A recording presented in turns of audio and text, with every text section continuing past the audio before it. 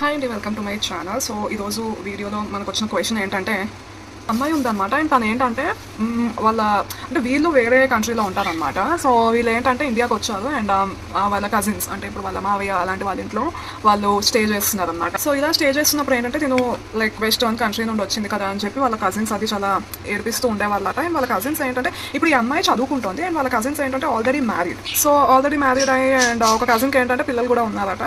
అంటే వాళ్ళు అంతా ఓల్డ్ ఏం కాదు, 20sలోనే ఉన్నారు, లేట్ 20sలో. అండ్ ఈ అమ్మాయి ఏంటంటే ఎర్లీ 20sలో ఉంది. సో ఇది ఇలా ఉంటే ఏమైందంటే ఒక రోజు వీళ్ళు ఈ కజిన్స్ వాళ్ళ పేరెంట్స్ అందరూ బయటకు వెళ్ళారట టెంపుల్కి అని చెప్పి. సో ఆ టైంలో ఏంటంటే వీళ్ళు ఇంట్లో పార్టీ పెట్టారట. వేరే కజిన్స్ వాళ్ళందరినీ కూడా పిలిచి వాళ్ళ ఫ్రెండ్స్ అందరూ కలిసి పార్టీ లైక్ ఆర్గనైజ్ చేశారట. సో ఆ టైంలో ఏంటంటే వాళ్ళు లైక్ ఆల్కహాల్ అది తీసుకోమని చెప్పి చాలా బలవంతం చేశారట. సో తిను ఈవెన్ లైక్ వెస్టర్న్ కంట్రీస్లో ఉన్నా కానీ తనకి డ్రింకింగ్ అది అలవాట్లేదు. బట్ ఈవెన్ వాళ్ళు బలవంతం చేస్తే తను డ్రింకింగ్ అది చేసింది. సో మార్నింగ్ లేచి చూసేసరికి ఏంటంటే తను అన్కాన్షియస్ అయిపోయింది. అండ్ తన కజిన్ నేకెడ్గా బెడ్ మీద ఉన్నారు. అండ్ ఏమైంది అని అడిగితే ఏం లేదు, ఏం చేయలేదు అని అబద్ధం చెప్పారు. సో తను ఏమీ చేయలేదు అని చెప్తే తనకి డౌట్ వచ్చిందట. బికాజ్ తనకి ఏంటంటే బ్యాక్ పెయిన్ ఇవన్నీ వచ్చాయట. అండ్ అంతకుముందు ఏంటంటే తను వర్జిన్. బట్ తర్వాత ఏంటంటే తనకి పీరియడ్స్ రావట్లేదు ఏంటి అని చెప్పి టెస్ట్ అది తీసుకుంటే తను ప్రెగ్నెంట్ అని చెప్పి తెలుసు. సో ఇప్పుడు తిన క్వశ్చన్ ఏంటంటే తను ఆల్రెడీ మ్యారీడ్ అండ్ అమ్మాయి చాలా మంచిది వైఫ్, ఇప్పుడు నేనేమో ప్రెగ్నెంట్, ఏం చేయాలి, వాళ్ళకి చెప్పాలా చెప్పొద్దా అని.